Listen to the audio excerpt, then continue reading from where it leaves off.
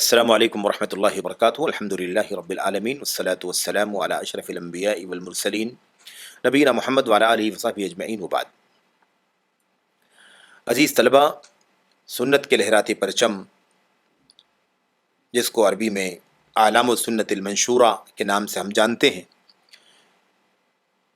اس کتاب سے اگلا جو موضوع آپ کے سامنے پیش کرنا ہے وہ یہ ہے کہ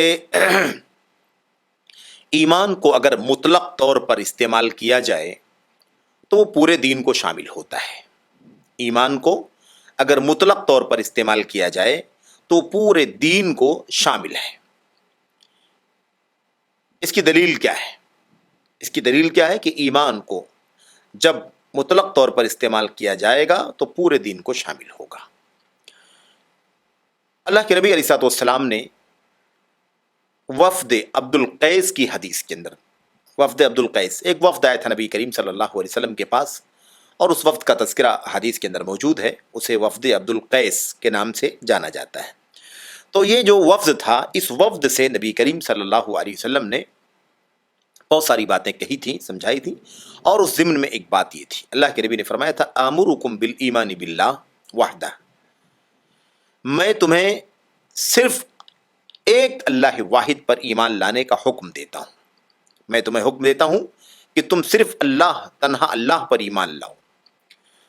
قال اتدرون مل ایمان باللہ وحدہ، مل ایمان باللہ وحدہ، اللہ کے نبی علیہ الصلوۃ والسلام نے پوچھا کیا تم جانتے ہو کہ اللہ تبارک و تعالی، تنہا اللہ تبارک و تعالی پر ایمان لانا کیا ہے؟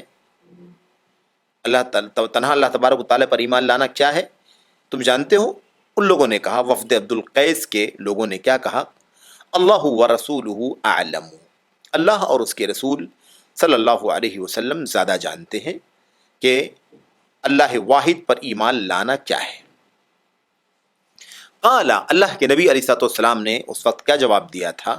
آپ دیکھیے، سوال کس کے بارے میں؟ ایمان کے بارے میں ہے نا، اللہ واحد پر ایمان لانے کا مطلب کیا ہے؟ اللہ کے نبی نے جواب دیا، شہادت اللہ الہ الا اللہ وان محمد رسول اللہ وإقام الصلاة وإيتاء الزکاة وأن تؤدوا من المغنم الخمس۔ اللہ کے نبی علیہ الصلوۃ والسلام نے فرمایا کہ اللہ تبارک و تعالی، تنہا اللہ واحد پر ایمان لانے کا مطلب کیا ہے؟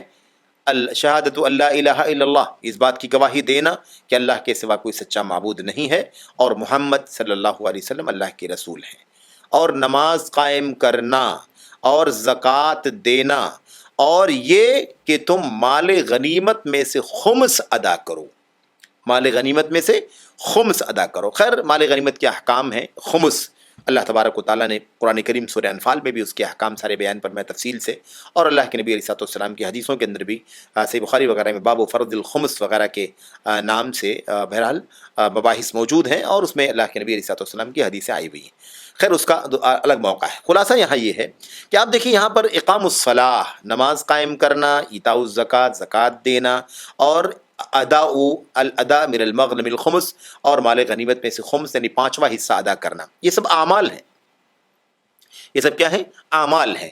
لیکن اللہ کے نبی صلی اللہ علیہ وسلم نے ایمان کے بارے میں جب گفتگو کی کہ ایمان، اللہ پر ایمان لانا کیا ہے، کیا تم جانتے ہو اللہ پر ایمان لانا کیا ہے؟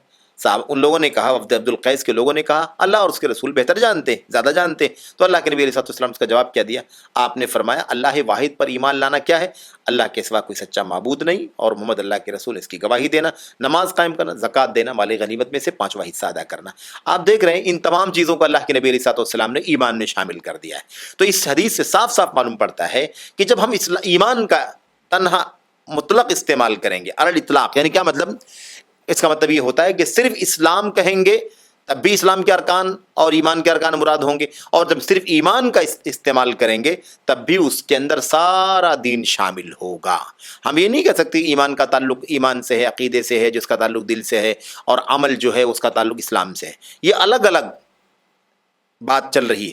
اگر دونوں الفاظ ساتھ میں استعمال ہو جائیں، اسلام اور ایمان، جیسا کہ حدیث جبریل کے اندر ہے، جیسے حدیث جبریل میں ہے، اسلام کے بارے میں سوال ہوا، ایمان کے بارے میں سوال ہوا، اسلام کے بارے میں الگ جواب دیا گیا، ظاہری اعمال اور کلمہ توحید کا، اور ایمان کے بارے میں 6 ارکان بتلائے گئے۔ تو جب ایمان اور اسلام کا دونوں کا اکٹھا ذکر کیا جائے گا تو دونوں کے الگ الگ ارکان ہوں گے اور اس کا تعلق ان 6 ارکان سے ہوگا، اس کا تعلق ان 5 ارکان سے ہوگا، لیکن جب صرف ایمان کا لفظ استعمال کیا جائے گا تو پورا دین شامل ہوگا، اور صرف اسلام کا لفظ استعمال کیا جائے گا تب بھی پورا دین کیا ہوگا؟